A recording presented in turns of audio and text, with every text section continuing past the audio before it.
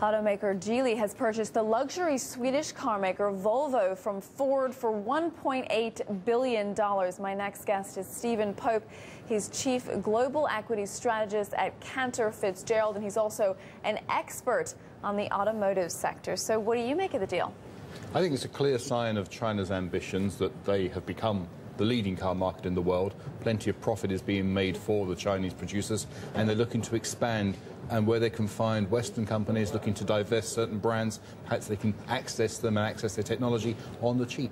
Yeah, especially distressed brands. Now, why did it take 18 months to negotiate this deal? I think there was a lot of complication in terms of how much support would Ford continue to give in terms of body shell production, engineering technology, etc., and then how much sort of intellectual property would Geely be allowed to extract from Volvo as it stood, or would they have to sign some things back over to Ford? So that's probably where the lawyers have taken a long time over the detail. And this is where this is what the Chinese are really after, the technology and the intellectual property. Is that right? That's right. I mean, I'm sure they're able to work very well with the Volvo brand because it's known throughout the world. But certainly, I think if they can get their hands on the technology, what has made the platform so successful, what has sort of built the very strong reliability factor into Volvo, then if they can start applying that to their own domestic models, then that's really gaining technology at double quick time.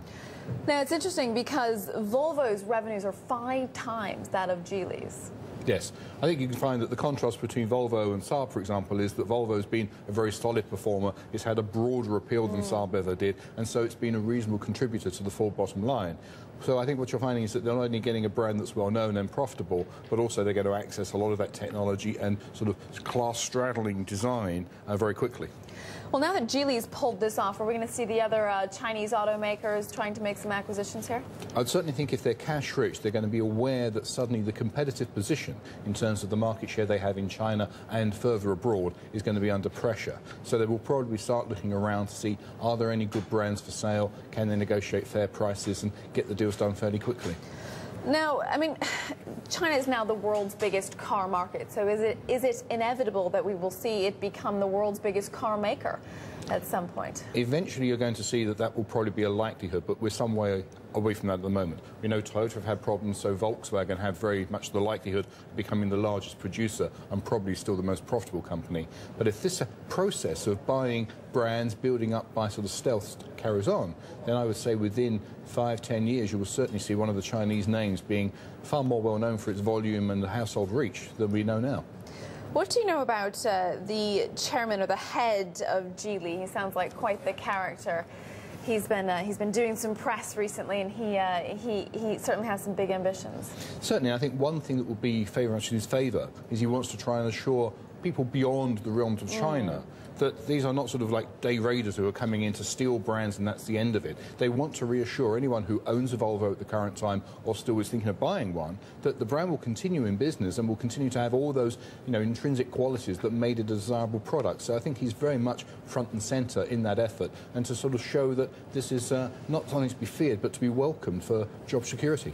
Okay. Now let's talk very quickly about Toyota. Press conference today in Tokyo happening. How is Toyota dealing with this recall crisis? I think they've made the best they could after a very faltering start. But when they have a press conference today, it's not got to be more bowing and scraping and saying how very sorry we are. They've actually got to deliver on what progress they've made and what can they show in terms of reassuring existing or would-be customers that not only are they going to get a good deal, but the car they'll buy is going to be safe and secure in the future.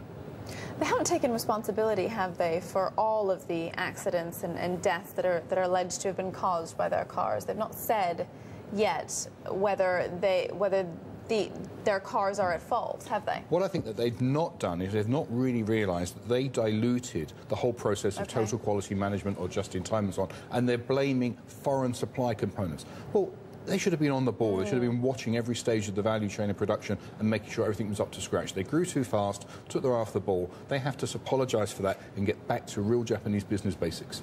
Okay, thanks so much. Stephen Pope.